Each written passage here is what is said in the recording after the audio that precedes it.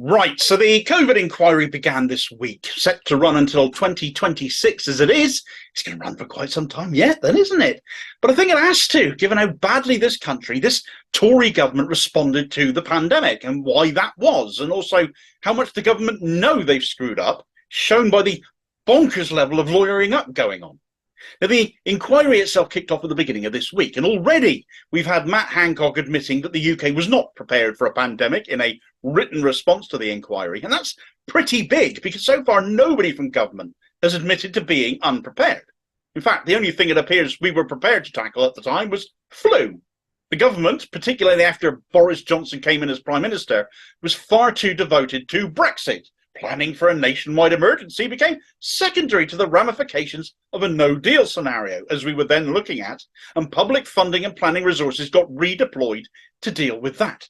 The civil servant in charge of contingencies, a chap called Bruce Mann, said things were wholly inadequate as far as preparation for a pandemic was concerned as of January 2020, due in no small part to Boris Johnson redeploying government resources towards Brexit from that of preparing for a pandemic when he took over following the 2019 general election. And you have to bear in mind, as that election was happening, the COVID story was emerging. It's called COVID-19 because of the year it was identified in. So Johnson's dismissal of what had been emerging in China, what was spreading through Asia at that time towards us, the preparedness for that was still dumped because of Brexit, or at least the way Johnson was determined to deliver it. Not nearly as oven ready as he made out, was it? But then liars are always going to lie, aren't they? At the end of the day, a government's first duty is to keep the public safe. It's a question of competence that they failed. Now, we can go over all of the events of the pandemic that we might care to. The PPE scandal always comes to mind, the slowness to lock down, the being too quick to open back up again, the opening up for Christmas, the eat out to help out stupidity, the crony contracts, the Dido Harding test and trace magic money pit, the partying and rule breaking going on that only encouraged others, the determination to keep schools open as long as possible despite being the biggest drivers of the virus, the refusal to stump up the cash to provide proper air filtration in schools and other public buildings, the putting into care homes of elderly infected people, the sporting events that were allowed to go ahead, the sheer excessive numbers of deaths, so many of which occurred in hospitals alone, with families barred from being with loved ones in their final days and hours. The commentary from the government, Johnson himself, despite apparently nearly dying of it, didn't change him at all. He ended up saying, let the bodies pile up in their thousands, and pile up they did as the death toll mounted, as the Tories placed the economy before the public, failing in the first and most important duty to the public being one of safety. The irresponsibility, the failure, the sheer scandalousness of it all. I've literally just pulled all of these off the top of my head as I'm thinking about it. I've probably covered less than half the bloody scandals that went on, thinking about what I'd written and talked about in the past on this issue. And so it's of no surprise at all, to my mind, really, that this inquiry needs to go on until 2026, where other countries have already done their investigations and finished. Such is the gross, widespread failure here in the UK that the amount of stuff that needs to be gone through is just truly mind-boggling. But worst of all, is this same Tory government's apparent determination to try and get out of being held to account as much as it can be. Already they've lawyered up to prevent the inquiry accessing certain documents. Already the government is taking the inquiry to court, as they feel it is their job to decide what the inquiry can and cannot have access to, when in all such inquiries before it has been down to the chair of the inquiry to decide that. And being a judge, you'd figure the chair of this inquiry was a much better placed person to decide that than the very people whose screw-ups and ulterior motives mean this inquiry is going to take 3 years. Do you not agree? I'm pretty sure the government's going to lose their attempts to set a precedent about what information the inquiry can have. But that's not nearly the end of the lawyering up. It's just scratching the surface of it, not nearly the end of the expense that is being charged to us, of course. This is a government that knows it is going to be in a whole lot of mess. This is a government who will go into the next election knowing this is still ongoing and hanging over their heads, and will be working against them in all likelihood as news continues to come out bit by bit over the next 3 years. And none of it surely is going to paint Johnson and the Tories in a positive light.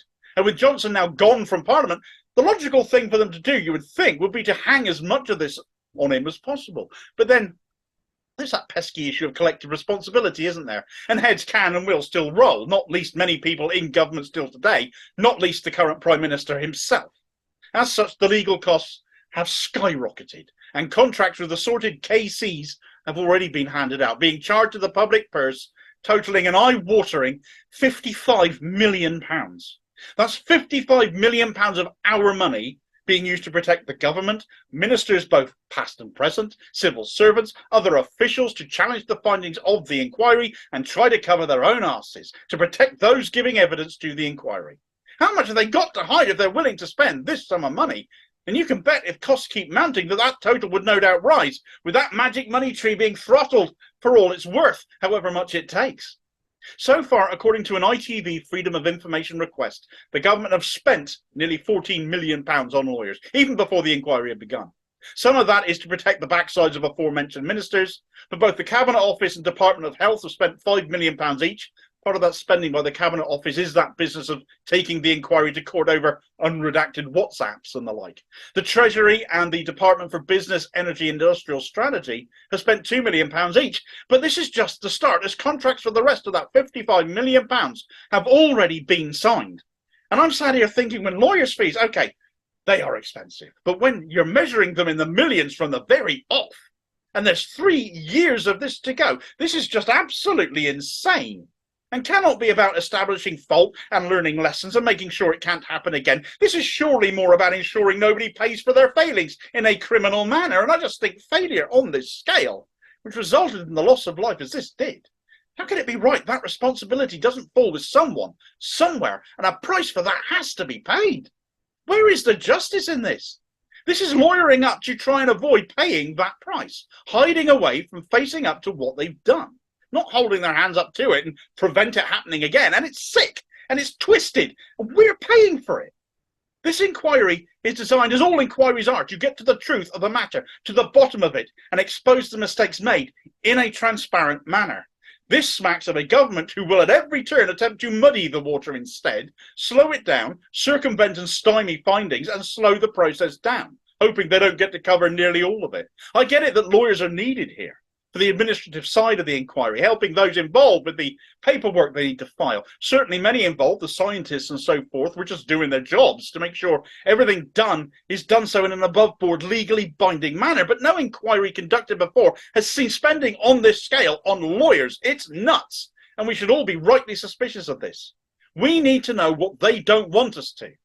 And after you've liked, shared and subscribed to the channel, giving our politicians the treatment on a daily basis, you can try this recommendation here from my portfolio of political pillorying, all told in my particular peerless patter, regarding the multiple contempts of Parliament as told by Boris Johnson before he flounced off with the hump at being held accountable. How dare we?